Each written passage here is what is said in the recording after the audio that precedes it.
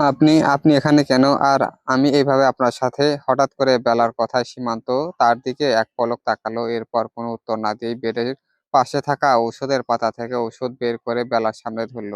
এভাবে সামনে সীমান্তর হাত দেখে বেলা ভয়ে পিছিয়ে গেল। Take it. সীমান্তের কথায় বেলা ভয়ে খানিকটা মাথা নাড়িয়ে অসম্মতি প্রকাশ করল। এতে সীমান্ত ভ্রু কুঁচকে তাকাতেই বেলা ভয়ে ভয়ে নিয়েই উচ্চারণ করল, কিসের ঔষধ এটা?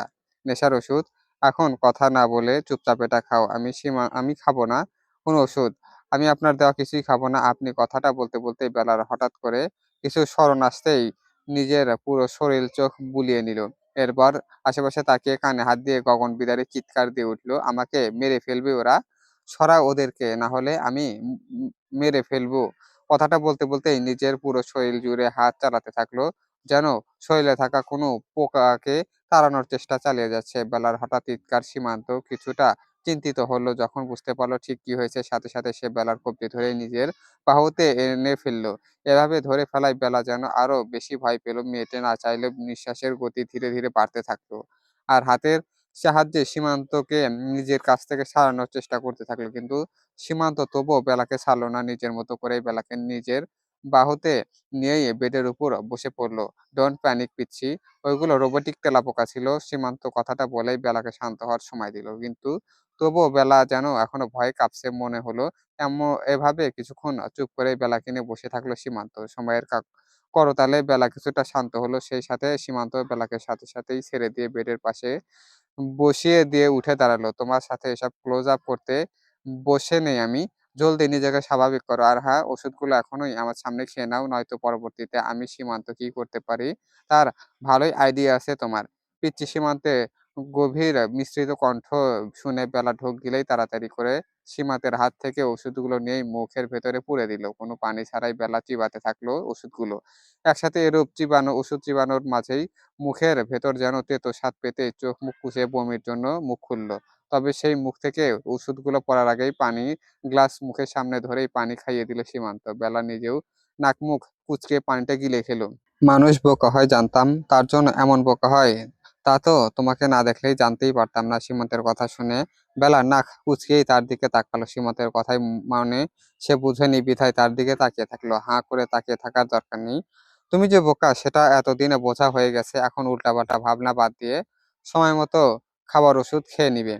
কোনো ধরনের বাদরামি করতে আর যাতে না দেখি, নয়তো পরবর্তীতে কি হতে পারে তার আইডিয়া ভালোই আছে তোমার। সীমান্ত কথাটা বলেই নিজের হাতের ফোল্ড ঠিক করতে করতেই হাঁটা ধরলো সামনের দিকে। এর মধ্যে রাচা খাবারের ট্রে নিয়ে দরজার সামনে দাঁড়িয়ে সীমান্তকে মাথা নিচু করে সালাম জানালো, কোনো ধরনের গফিলতি যাতে না হয়। আর হ্যাঁ, ওর প্রত্যেকটা মুভমেন্ট যেন আমার কাছে আসে। নিজেকে যেন কোনো আঘাত করতে না পারে। তার জন্য যা যা করার প্রয়োজন তাই করবে। কথাটা ভালোভাবে মাথায় রাখবে। সীমান্তর কথা শুনে রাচা সম্মতি জানালো। সীমান্ত ফের পিছনে ফিরে বেলার দিকে তাকালো। মেয়েটা এখনো ভয়ে কুঁকড়ে আছে। তবে নিজের দৃষ্টি তার দিকেই নিবদ্ধ রেখে সীমান্ত কিছু একটা ভেবে বাঁকা হাসলো। এরপর কোনো বাক্য বিনিময় না করে বেরিয়ে পড়ল। রাত তখন 12টা। সীমান্ত নিজের গলার টাই লুজ করতে করতে বাড়ির ভেতর ঢুকলো। আজ অফিসে কয়েকটা মিটিং ছিল বিধায় সেগুলো শেষ করতে করতে প্রায় অনেকটা রাত হয়ে যায়। সীমান্ত সারাদিন তেমন কিছু খাওনি। এমনিতেই খাবার নিয়ে তার খুঁতখুঁতে স্বভাব আছে। আবার খাবার যদি তার সময় মতো না হয় তাহলে সেই খাবার ছুঁয়েও দেখে না। তাই তো নিজের মতো করে অনেকগুলো শেফও সে নিয়োগ দিয়েছিল। কিন্তু থাইল্যান্ডের বাসিন্দারা কি আর বাঙালি খাবার রান্না করতে পারলেও সেই স্বাদ সে কোনোভাবেই খুঁজে পায় না। যার জন্য বেশিরভাগ সময় সে অপছন্দের খাবার গ্রহণ করে। তোমার ম্যামকে খাবার দিতে বলো। রিহান প্রচন্ড খিদে পেয়েছে।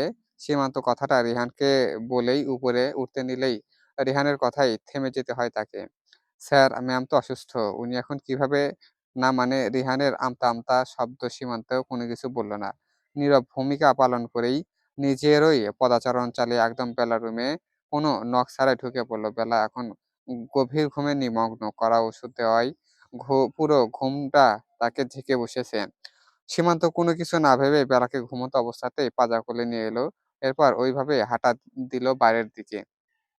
সেই পথচারণ গিয়ে থামলো একেবারে কিচেনে গিয়ে। বেলাকে ঘুমন্ত অবস্থাতেই দাঁড় করিয়ে দিল বেসিনের সামনে। এরপর কোনো বাক্য বিনিময় ছাড়াই বেসিনের পানি ছেড়ে ছিটাতে থাকলো বেলার মুখে চোখে মুখে। ঘুমন্ত বেলার মুখে এরকম পানি পড়তে দেখে হঠাৎ করেই ঝাঁকিয়ে উঠল। কম্পমান চোখে তাকিয়ে বোঝার চেষ্টা করলো নিজের অবস্থান। ঘুম যেন মাথাটা ভোঁ, ভোঁ করছে। কোনো রকমে সীমান্তের বাহুতে হেলান দিয়ে দাঁড়িয়ে আছে। সীমান্ত যখন বেলাকে ঘুমের ঘোর থেকে উঠতে দেখল না, তখন চোখ-মুখ কটমট করেই গ্লাসের পানি নিয়ে বেলার পুরো মুখে মেরে দিল। হঠাৎ করেই এভাবে পানি দেওয়ায় বেলা চিৎকার করে উঠল। Walk up! পিচ্চি সীমান্তর ধমক মিশ্রিত কথায় বেলার ঘুম যেন মুহূর্তের মাঝেই পালিয়ে গেল। বড়, বড় নিঃশ্বাস ফেলে কোনো রকমে নিজের মুখ থেকে পানি মুছতে মুছতেই পাগল হয়ে গিয়েছেন। পানি মারছেন কেন? যখন যেটা পারছেন সেটা নিয়ে ঝাঁপিয়ে দিচ্ছেন। আমাকে কি আপনার মানুষ বলে মনে হয় না? এভাবে না মেরে একদম জানে মেরে ফেলুন। কি হলো? এখন হাবার মতো দাঁড়িয়ে আছেন কেন? মেরে ফেলুন জাস্ট আমাকে। কথাটা বলতেই বেলা কিছুটা হাঁপিয়ে উঠল। এমনিতেই ঘুমের ঘোর। সেই সাথে সীমান্তের এসব পদক্ষেপ বেলার মস্তিষ্ক বেজায় চটেছে। যার জন্য কাকে কি বলছে সে নিজেই হয়তো বুঝতে পারছে না। কি হলো মনস্টার? এভাবে দাঁড়িয়ে থাকবেন না। জলদি আমার মতো আপদকে শেষ করে ফেলুন। নয়তো আপনার কষ্ট হবে এভাবে বারবার শাস্তি দিতে। এর চেয়ে এক ধাপেই মেরে ফেলুন আমায়।